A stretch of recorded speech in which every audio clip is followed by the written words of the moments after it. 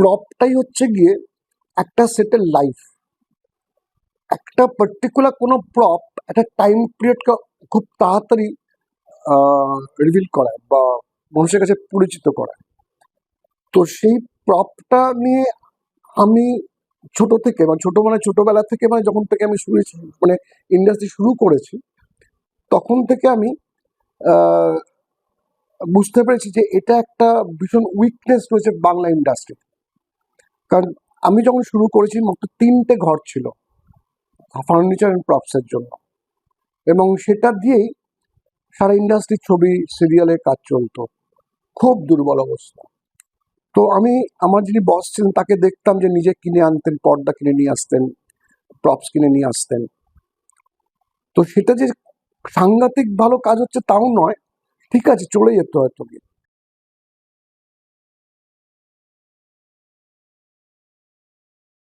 তো আমি যখন ইন্ডিপেন্ডেন্টলি কাজ করতে শুরু করলাম, ইটিভিতে কাজ করতাম, মানে ইটিভি মানে রামুজিতে। তারপর ইটিভি বাংলা শুরু হওয়াতে আমায় কলকাতা দিয়ে দেওয়া হয় তখন, এবং ঋতুপর্ণ বলে একটি প্রোগ্রাম এসছিল, আপনারা দেখেছেন মনে হয়। তো আমি ঋতুদার বাড়িতে প্রথম যাই। তো ঋতুদার বাড়িতে গিয়ে প্রথম আমি ঋতুদার বাড়ি দেখে আমার মনে হচ্ছে আমি একটা মন্দিরে এসেছি আর কি। মন্দিরের প্রত্যেকটা দেয়ালে, প্রত্যেকটা পিলারে, ছাদে, ফ্লোরে কোথায় যেন সমস্ত খনি লুকিয়ে আছে আর কি। তো এই মানুষটা কেন করেছেন এইভাবে, এই যে এত কিছু উনি কিনে রেখে দিয়েছেন কেন? কারণটাই হচ্ছে কি ওনার ছবিতে এগুলো আমি দেখতে পেতাম। তো আমারও তখন মাথার মধ্যে আনন্দ হলো, যখন আমি নিজে কাজ করব তখন আমি আস্তে আস্তে আমি প্রপস কিনবো। এবং সত্যি দাদা, মানে আমি আহ, মানে যখন আর্ট কলেজে থাকাকালীন কিছু বই টই কিনতাম তো বটে, আমার আর্টের জন্য যেটুকু বইগুলো কিনতাম। পরবর্তীকালে আমি কিন্তু আহ, আমার নিজে আর্ট ডিরেকশনের জন্য যে বইগুলো দরকার সেই বইগুলো কিনতে আরম্ভ করলাম।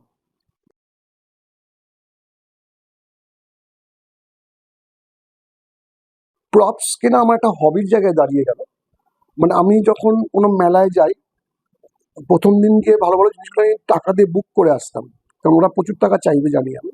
তো মেলার শেষ দিন গিয়ে বলতাম, ভাই ক টাকা দিবি বল, আমি নিয়ে যাবো আর কি। এটা নিয়ে আমার প্রচুর গল্প আছে আমার। আমি একটা পুরুলিয়া পট, এক ভদ্রলোক গান গেয়ে শোনাচ্ছিলেন মেলার মধ্যে, দাঁড়িয়ে শুনছিলাম আমি। তো শোনার পর উনি আমাকে বুঝেছেন যে এই লোকটা আমার পুরোটা শুনেছে বসে বসে, এ কিনতে পারে। বলুন বাবু কিনবেন? আমি তো আমার কেনার ক্ষমতা নেই, সত্যি আমার কেনার ক্ষমতা নেই। তো বললাম খুব ভাল লাগলো, যদি আমার কাছে পয়সা হয় তোমার নাম্বারটা দেবে আমাকে, তাহলে আমি তোমার সঙ্গে যোগাযোগ করবো, আমি তোমার এই পটটা কিনবো। বললাম থাকেন কোথায়? না তখন সল্টলেকেই মেলা হচ্ছিল, আমি সল্টলেকে বললাম যে এই বাড়িতে থাকি। বলে আপনি অ্যাড্রেস দিন, মেলা শেষের দিন আপনার বাড়িতে যাবো। ও মেলা শেষের দিন আবার বাড়িতে এলো, এবং বাড়ি আমার ফ্যামিলি সবাই ছিলেন, তারা পুরো শুনলেন ওই পটটা। উনি কবিতা পড়ে গান গেয়ে গেয়ে শোনান আর কি। এটা চক্ষুদান পট ছিল। তো এই পটটা বিশেষত্ব ছিল হচ্ছে গিয়ে লাইন ড্রয়িং এর। এবং পুরুলিয়া পটের একটা গুরুত্ব হচ্ছে গিয়ে ওটা ওই একটা আম্বার পেপার টাইপের, তার মধ্যে ব্ল্যাক স্টোন কালার দিয়ে ওটা করে আর কি। ওরা ওই কয়লাকে তেলের সঙ্গে মিশিয়ে তারপর আঁকে আর কি। এটা ওর বাবার ছিল, মানে যে লোকটা, তার বয়স 50 বছর। মানে এই কাজটা নাকি 70 বছর তখন, মানে আমি কিনেছিলাম 2001 সালে, মানে তার থেকে 70 বছর আগে এটা কি এই কাজটা ছিল আমার, মানে যেটা। তো তারপর আমি বললাম খুব ভাল লাগলো, তোমার সঙ্গে যোগাযোগ থাকবে আমার, আমি তোমার কাছে পট কিনবো। তো উনি বললেন বাবু এটা নেবেন না? আমি যে এটা কত দাম রেখেছো? বলো 10,000 টাকা। আমি বললাম 10,000 টাকা আমার নেই গো আমার কাছে, এরকম আমি কিনতে পারবো না আর কি। তো বলছে যে খুব আশা করে এসেছিলাম, যদি আপনি নিতেন আপনি কত দিতে পারবেন? তো আমার কাছে সত্যি তখন 1,000 টাকা মতো ছিল আর কি আমার ইয়েতে। একদম প্রথম শুরু শুরু করে আমাদের বাংলা ইন্ডাস্ট্রিতে তখন 100টা হয়ে যাক আমি। তো উনি না কি জানি মনে হলো, বলে তাই নিন বাবু, আপনার জন্য যেন এটা আমি নিয়ে এসেছি আর কি। তো আমাকে দিয়ে গেছিল। এইটা আমি প্রায় 16 বছর ধরে পুষেছি আমার ঘরের মধ্যে, কাউকে দেখায়নি, মানে কাউকেও মানে এটা বুঝতেই পারবে না আর কি। তারপর যখন আমি নিজে আমার দুতলাটা বানালাম, তো ওটাকে পুরো বাঁধিয়ে আমি রেখে দিয়েছি। একদম ওটা 10 ফুটের লম্বা, তো 5 ফিট লম্বা লম্বা করে স্ক্রোলটাকে পুরো আমি গ্লাস দিয়ে বাঁধিয়ে আমার দুটো পিলারে আমি ওটাকে ডিজাইন করে রেখেছি। এটা আমার কাছে খুব একটা প্রেসিয়াস একটা জায়গা জিনিস আর কি। এরকম প্রচুর জিনিস আছে।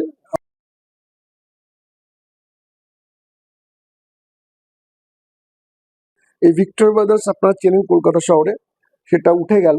এটা খুব দুঃখজনক এবং আমার কাছে খুবই মানে একটা লস, মানে একটা, কারণ ঋতুদার হাত ধরেই আমি বলতে হবে আমি অনেক কিছু জেনেছি, যেরকম ফার্নিচারের শাহজাহানের কাছে আমি গিয়ে জেনেছি, আমি আলির ফার্নিচার জেনেছি, আমি ভিক্টর ব্রাদার্সে ডেভিডকে চিনেছি। তো ঋতুদা রিনাদির হাত ধরেই চিনেছি এদের সঙ্গে। তারপর আমার বছরকে বছর ওর সঙ্গে আমার কাজ চলেছে এবং মানে বলা যায় প্রচুর প্রচুর টাকার ওকে ব্যবসা দিয়েছি আমি। তো যখন বিক্রি করার কথা ভেবেছি তখন ফার্স্ট আমাকে ফোন করে, তন্ময়দা আমি আমার সব বিক্রি করে দিচ্ছি, তুমি কি কিছু নেবে? আমি, তোমার তো অনেক দাম, আমি কিভাবে পারবো বলো তো? বলে তুমি এসো না, তোমাকে আমি কম করে দেবো। আর দাদা আমি এটুকু বলতে পারি যে আমি প্রায় 7 লাখ টাকার মাল কিনে নিয়েছিলাম ওর কাছ থেকে। সেটা আমার কাছে আমার পুরো নিঃস্ব হয়ে আর কি, একদম নিঃস্ব, মানে যা ছিল কুড়িয়ে কাড়িয়ে। আহ, ওর কাছে বেশ কিছু পেন্টিং ছিল, ওল্ড মাস্টার পেন্টিং ছিল 70খানা মতো। আপনি আমার ঘরেও দেখতে পাবেন যে সে পেন্টিং গুলো ডিসপ্লে আছে, এবং 70খানা পেন্টিং আমার স্টক হয়ে বসে আছে। আমি কিনলাম, কেন কিনলাম? আমার বাড়ি সাজানোর জন্য কিনলাম না, কিন্তু আমি কিনলাম ইন্ডাস্ট্রির জন্য কিনলাম। কিন্তু আমার কাছে পেতলের স্ট্যান্ড সেজবাতি আছে, যেটা কারোর কাছে নেই। আজকে আমার যারা অ্যাসিস্ট্যান্টরা এখন আর্ট ডিরেক্টর হয়ে কাজ করে, যারা জানে আমার কাছে ওই জিনিসটা আছে, তারা আজকে নিয়ে তাদের কাজে কোনো এরকম সুযোগ এলে আর কি। আমি ইন্ডাস্ট্রির জন্য কিনলাম কিন্তু, কারণ এইগুলো চলে গেলে কে কে কিনে নেবে আমি কিন্তু কোনো খুঁজে পাবো না।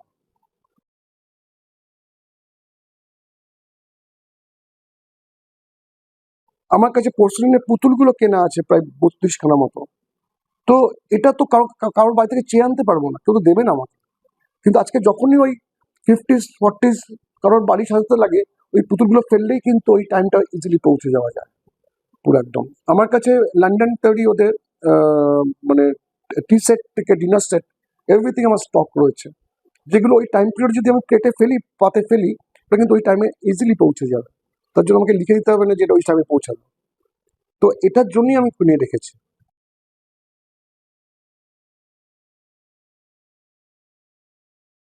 বিয়ের ঠিক 7 দিন পর আমার একটা শুটিং ছিল, একটা নিউ কাপেলের ঘর, সেরকম কিছু একটা। আমার পাড়া থেকে না একটা বিছনার চাদর দিয়েছিল, গিফট করেছিল আমাকে। ওতে লাভ সাইন ছিল, গোলাপ আর লাভ সাইন দেওয়া ছিল আর কি। তো আমার মনে হলো সকালবেলা উঠে এই চাদরটা আইডিয়াল চাদর হবে ওই সেটটার জন্য। তো আমার মিসেসকে বললাম তুমি একটু বাঁদিক ফেরো, তো বলে চাদরটা হাফ ভাঁজ করলাম, আবার ওকে ডান দিক ফিরিয়ে আবার বাকিটা হাফ ভাঁজ করে ফোল্ড করে আমি নিয়ে বেরিয়ে গেছি। এবং তার সঙ্গে পর্দাগুলো, ও হঠাৎ করে মনে হচ্ছে খুব চোখে রোদ লাগছে আর কি। ও তাকিয়ে দেখছে কোনো পর্দা নেই, তখন উঠে দেখছে কোনো চাদরও নেই। তো আমায় ফোন করেছে, তো আমার চাদরটা পর্দাগুলো কে নিয়ে গেল? আমি বললাম যে আমি নিয়ে এসেছি।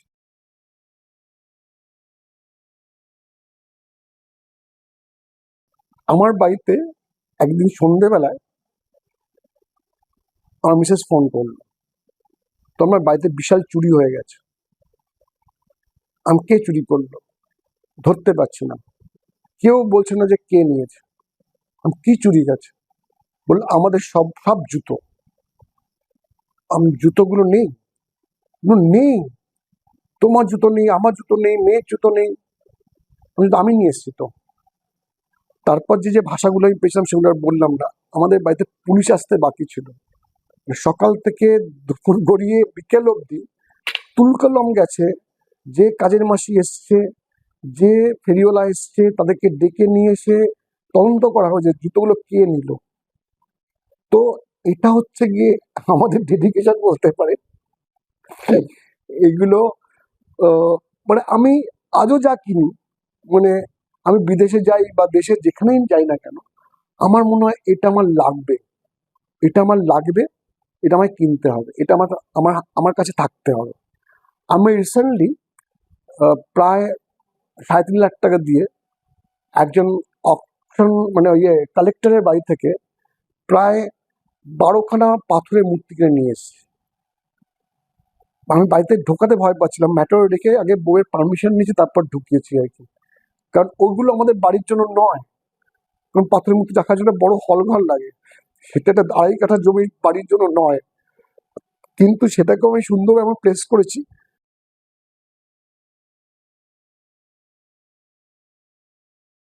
আমার একটা ছোট্ট গল্প বলি, আমার মেয়ের গল্প বলি।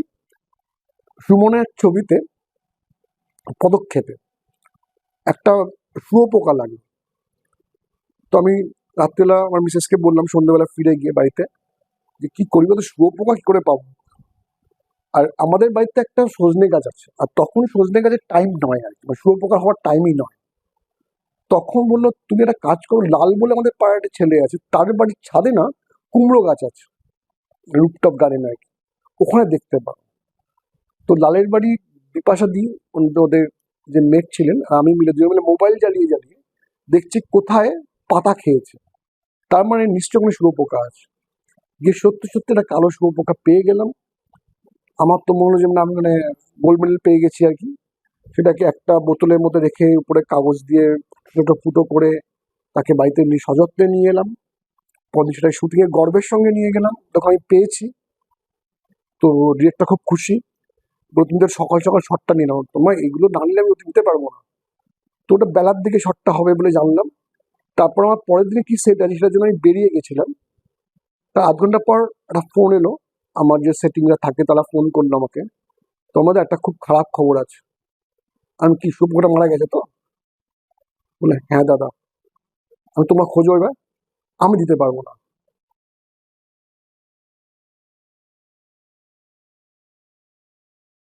তো তুলিকে, আমার মিসেসকে আবার ফোন করলাম, দেখো তো কোনো আর শুয়োপোকা ওরকম বাগানে পাওয়া যায় কিনা। তো মেয়ে তখন স্কুল থেকে চলে এসছে, ওর তখন কত ওই 4-5 বছর 6 বছর বয়স হবে। এবার তুলি একটা রিক্সা করে বেরিয়ে পড়েছে কোথায় সজনে গাছ আছে, যদি শুয়োপোকা পাওয়া যায়।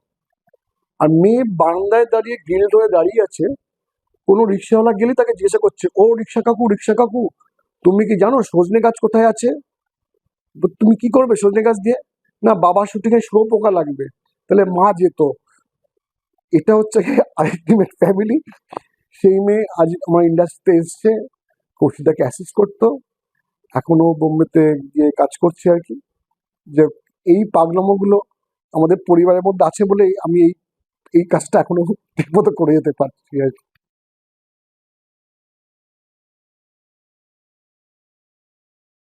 আমার প্রথম দেখা যে ছবি বা পোস্টার দেখে আমার মনে হলো যে, আরে বাবা, এরকম তো কখনো পোস্টার হয় না। আমি ঋতুপর্ণ ঘোষের ছবি পোস্টার দেখেছিলাম 19 এপ্রিলে। আমার মনে হয় টাইম ডিপোতে সে নামতাম আমি মেট্রো করে, তারপর অটো ধরতাম বেহালার। তো আমি পোস্টার দেখে অবাক হয়ে গেছিলাম, আমি ছবিটা দেখতে হবে। কখনো তখন সিনেমায় আসবো বা সিনেমা ইন্ডাস্ট্রিতে জয়েন করবো আমি জানি না। তখন দেখেছিলাম যে একটা লিভড ইন, মানে সত্যি বাড়ি যেন, সেট মনে হচ্ছে না। এই লোকটা মধ্যবিত্ত, এই লোকটা হিন্দু, এই লোকটা মুসলিম, এই লোকটা খ্রিস্টান, এই লোকটা টিচার, এই লোকটা সরকারি চাকুরে। এই যে চরিত্রগুলো এত পরিষ্কার, তখন বলে এটা মানে তখন আমি আসবো বা আমি জানি না আর কি। এবার যখন নিজে কাজ করতে শুরু করলাম, একে তো একটা টাইম গেছে, তো আমার টাইম পিরিয়ড গেছে, যেটা আমি অ্যাসিস্ট করেছি অনেকগুলো ছবিতে, সেটা আমি নিয়ে আলোচনা করতে চাই না। এরপরে যে লোকটাকে দেখলাম, তখন আমি রিনাদির ছবি যে খুব একটা দেখেছি তা নয়। তারপরে যে লোকটাকে আমি চিনলাম, তার নাম সমীর চন্দ্র। আমি নীতিশ রায়কে তখন আমি রিকালেক্ট করতে পারবো না, আমি তখন নীতিশ রায় যে কোন ছবি দেখেছি কোন ছবি দেখিনি। হয়তো গিয়ে অনেক ছবি দেখেছি, হিরোকে দেখার জন্য গেছি হয়তো গিয়ে, হ্যাঁ সেই ছবি তো উনি ছিলেন হয়তো গিয়ে, পরে জেনেছি। মানে পর থেকে যখন আমি ইন্ডাস্ট্রি তখন জেনেছি ওটা ওনার ছবি ছিল আর কি। সমীরদার কাজ দেখতে আমার করে, আমাদের কলকাতা না সেট তৈরি হতো না, মানে সিরিয়াসলি বলছি, যে সেটটা যে তৈরি হতো সেটাও খুব খারাপ সেট তৈরি হতো। তখন না বোম্বে ইন্ডাস্ট্রি তখন অনেকটা এগিয়ে গেছে, এবং সেটা বাঙালিদের মাধ্যমে এগিয়ে গেছে হতো, তখন বাঙালি ইন্ডাস্ট্রি তখন চালাচ্ছে ওখানে বোম্বেতে আর কি।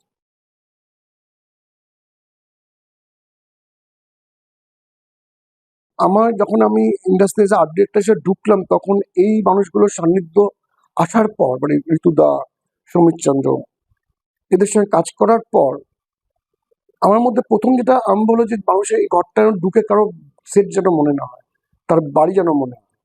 এবং যে আর্টিস্ট সেও যেন সে মানে বিশ্বাস করতে থাকে যে সে রুলসটা কোথায় থাকে, রেডিওটা কিভাবে চালায়, মাছে কোথায় জলটা খাবার দেয়।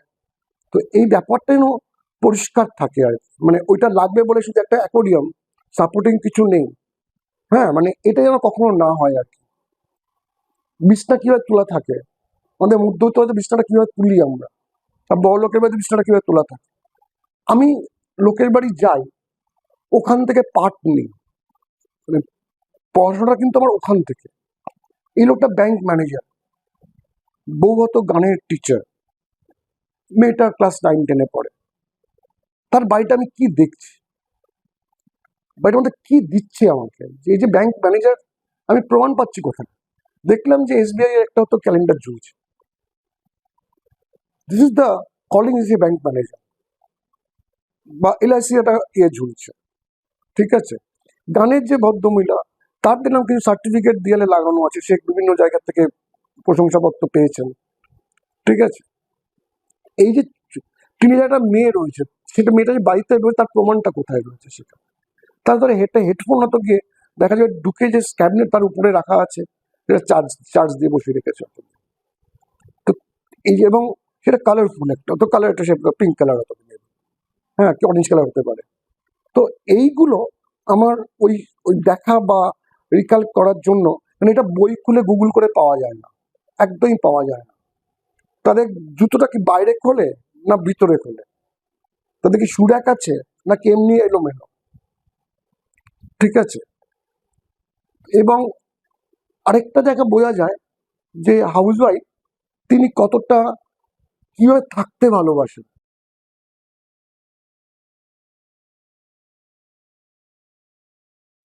আমার প্রচুর সিরিয়াল হয়ে গেছে, মানে আমার 150-200 সিরিয়ালও হয়ে গেছে আমার মনে হয়। কারণ 2010 সাল থেকে অ্যাভারেজ 2016 যাচ্ছে, 15 যাচ্ছে, 25 যাচ্ছে, আমার অ্যাভারেজ 10টা করে সিরিয়াল চলে এই বিভিন্ন চ্যানেলে। তো চ্যানেল যে যারা মাথা থাকেন, তাদের সঙ্গে যখন মিটিং করি, বলি তন্ময়দা এমন কিছু দাও যেটা দর্শক তার বাড়িতে ব্যবহার ইউজ করবে। মানে এরকম আমার প্রচুর জিনিস আমার, মানে এই চলতে ফিরতে, বা যারা আমার সিনিয়র প্রোডাকশন ডিজাইন দাদারা আছে তাদের থেকে হোক, বা বই পড়ে হোক, মেলা থেকে হোক, আমি কিছু কিছু এলিমেন্টকে আমি নিয়ে আসি, যেটা সেটার মধ্যে আমি ইউজ করি।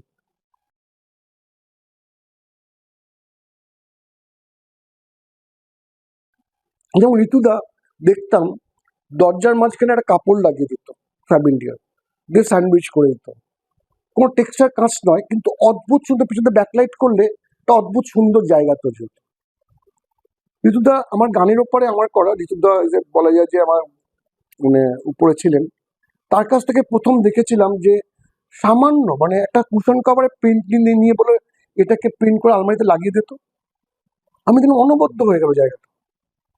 ব্ল্যাক অ্যান্ড হোয়াইট একটা ফিল, তার সঙ্গে বলে একটা ইজেল দে, একটা ব্ল্যাক অ্যান্ড হোয়াইট ছবি না, উপরে লাল একটা ভেলভেট কাপড় ফেলে দেয়, ওই ব্ল্যাক অ্যান্ড রেড নিয়ে একটা অদ্ভুত খেলে দিলেন উনি। আরেকটা ঘরের মধ্যে দেখলাম যে এরকম এটাকে না করে দে তুই, আহ, অজন্তা ইল্লোরের যে ছবিগুলো, সেগুলোকে প্রিন্ট নিয়ে খাটের পিছনটাকে লাগিয়ে দেয়। এইগুলোর থেকে শেখা, সিরিয়াসলি বলছি, মানে এই মানুষগুলোর কাছে না আসতে পারলে হয়তো আমি অনেক পিছিয়ে পড়তাম, এটুকু আমি বলতে পারি আর কি। তো যেটা নিয়ে কথা শুরু হয়েছিল, যেরকম আমার কোথায় সাইন থাকে, তো আমার কাছে এটাই সাইন থাকে যে, মানে আজকে কি হয়েছে, এরকম আমার প্রচুর অ্যাসিস্ট্যান্টরা এখন প্রোডাকশন ডিজাইনিং করছে আর কি। তো কোনো একটা কাজ আমি আমার মিসেস বসে দেখছি, তো মিসেস বললো এটা কি তোমার কাজ? বললাম না, এটা আমার কাজ না। কার কাজ? আনলাম যেটা আমারই একটা অ্যাসিস্ট্যান্টের নাম বললাম, ওর কাজ। তো বললো বাহ, ভালো তো বেশ। এবং ওরা না আরো ওটাকে ডেভেলপ করছে, মানে আমি যে আমার কাছ, আমি যেটা ছাড়ছি ওরা ওটাকে নিয়ে আরো বেশি ভাবছে, আরো বেশি ডেভেলপ করছে। এটা আমার খুব ভালো লাগছে আর কি।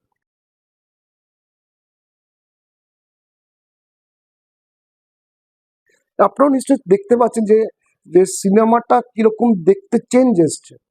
আজকে সিনেমাটা কিন্তু ভীষণ ন্যাচারালিস্টিক, মানে লুক ফিল দিয়ে কাজ হয়, মানে ওই অবাস্তব জিনিসটা কেউ বিশ্বাসই করতে চায় না আর কি। মানে বড়লোক তো বড়লোক, সত্যি আগে কি হতো, বড়লোক মানে একটা সোফা সেট, একটা হল স্ট্যান্ড পাশে থাকবে, আর দুটো ছবি দেয়ালে থাকে আর কি, আর একটা কার্পেট পাতা থাকতো আর কি। তাতেই কিন্তু কোটিপতির বাড়ি দেখিয়েছে দিনের পর দিন, আমরা দেখেছি আর কি, বড় বড় মানে ছবিতে আমরা। কিন্তু আজকে কিন্তু কোটিপতি শুধু কোটিপতি যেন লাগে, তার জন্য সোফাটা কিন্তু আমাদের বানাতে হয়, কোটিপতির সোফাটা মনে হয় যাতে। ওই প্রপসটা গিয়ে আমাদের ডিপোজিট নিয়ে শোরুম থেকে তুলে নিয়ে আসতে হয়, মানে নিজেদের বন্ধক রেখে প্রায়। হ্যাঁ, তো এটা একটা ব্যাপার আর কি।